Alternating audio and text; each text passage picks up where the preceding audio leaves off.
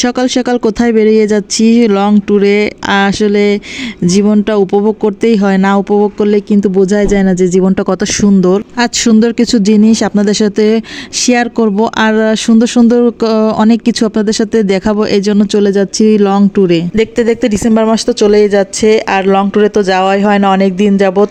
আর বাবুদের স্কুল টিস্কুল সব বন্ধ, পরীক্ষা সব শেষ, আর এই জন্য চিন্তা ভাবনা করলাম যে আমরা সবাই মিলে একটু ঘুরে আসি। তাই বেরিয়ে পড়লাম, সবাই কাপল, আর কেউ সিঙ্গেল নেই, সবাই কাপলভাবেই ঘুরতে বেরোয় গেলাম আমাদের খুলনা ঝিনাইদাতে।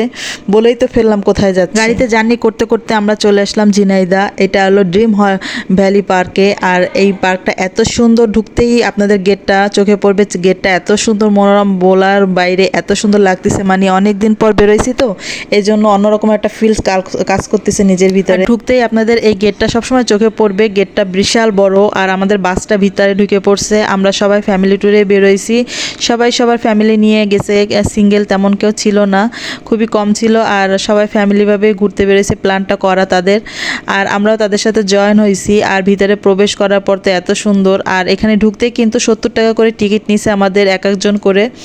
আর ভিতরে পরিবেশটা তো অসাধারণ, মনোরম, আর অনেক পরিমাণ ভিড় ছিল, অনেক মানুষের যাতায়াত এখানে। আর পার্কটা যেরকম সুন্দর সেরকম তো ভিড় হবেই, এটা তো আর বলার কিছু নেই। আর এখানে ঢুকলেই আপনাদের মন ভালো হয়ে যাবে, যাদের মন খারাপ অবশ্যই ভালো হয়ে যাবে। আর এই পার্কটা এত সুন্দর, আমরা তো প্রথমে মানে ঘুরতেছি, ভিডিও করতেছি আপনাদের সাথে শেয়ার করার জন্য, সবার তো আর যাওয়ার হয় না।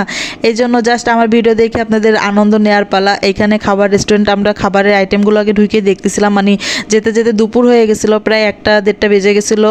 তাই আমরা চিন্তা করলাম খাবারটা অর্ডার দিয়ে যাই, খাবারটা রেডি হতে থাকুক, আমরা ভিতরে যাই, আগে পানির পুলটা এনজয় করব, তারপর বাকি সব কিছু ঘুরবো। তাই হাঁটতে হাঁটতে চলে গেলাম সবাই পানির পুলের সামনে। আসলে পার্কের এইখানের ভিউটা এত সুন্দর, যা আপনাদের সাথে শেয়ার না করে পারলাম না। আর পানির পুলের সামনে যে দৃশ্যগুলো দেখতেছেন এগুলো তো আরও বেশি সুন্দর, আর চারপাশের ডিজাইনগুলো খুব সুন্দর, মানে দেখার বাইরে।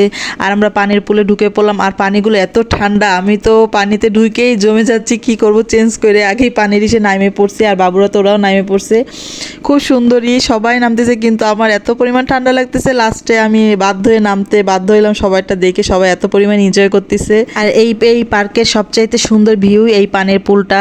আর এইটা যারা ঝিনাইদহ যাবেন তারা এই পুলটা না নেমে পারবেন না, এত সুন্দর। আর এনজয় করার জন্য তো অসাধারণ। আমরা পানির পুলের এই পাশটা আগে নামছে, আর এটা পরে নামছে, এটা পরে চালু হয়েছে। এটা তো আরও সুন্দর, মানে কক্সবাজার যাইতেও হবে না, কুয়াকাটাও যাইতে হবে না, এখানে আসলে আপনাদের মন আরও বেশি ফুরফুরে হয়ে যাবে, কারণ ওইখানের ফিলটা এখানে পাবেন। লাস্টে তো আমি সব ইটি করার পর, আমরা খাওয়া দাওয়া করার পর এই পাশটা ঘুরতে আসলাম। আর এইখানে আইসে বাবা রে বাবা, আর বলে না, এই নাগরদোলা আমি বাপের জন্মে আর কোনোদিন উঠবো না, এই শেষ, এই ফার্স্ট, এই শেষ। আসলে এটা আমি কখনো উঠিনি, আমার হাজব্যান্ড জোর করে উঠাই দিছে। আর আমার অবস্থা তো দেখতেই পারতেছেন, লাস্টে আমি একদম পুরো বেউস, এইরকম পরিস্থিতি। আর এটাই তো উঠিই নাই। আর এই পাশের পরিবেশটা এত সুন্দর, আর সিনারিগুলো খুব সুন্দর, আপনারা অবশ্যই ঝিনাইদহ ঘুরে আসতে পারেন। আর এরকম পরিবেশ, এরকম সুন্দর মনোরম এটা দ্বিতীয় কোথাও আমার মনে হয় না পাবেন, কারণ এত সুন্দর জায়গা। হয়তো একটু কষ্ট হবে, কিন্তু রাস্তার অবস্থা খুব খারাপ, ওইটা দেখে কষ্ট হতে পারে, জাস্ট এইটুকুই। আর পরে আমরা ব্যাক করতেছি, লাস্টে আমরা রাস্তায় কিছু ব্রেক দিলাম, এখানে 4 ব্রেক হইলো। এখানে চাটা তো অসাধারণ, যে খাইছে সেই এখনও মনে করবে। আমি যখন ভয়েসটা দিচ্ছি আমার তখন চাটা, আমার জিভে পানি চলে আসতেছে চাটা খাওয়ার জন্য, এত পরিমাণ চাটার ফ্লেভার। আর এটা হলো দুধ মালাই, এইটাও খুব মজার, টেস্টি ছিল। আমাদের ট্যুরটা কেমন লাগছে অবশ্যই কমেন্ট করে জানাবেন, বেশি বেশি করে কমেন্ট করবেন। ভালো থাকবেন, আমাদের জন্য দোয়া করবেন। আল্লাহ হাফেজ।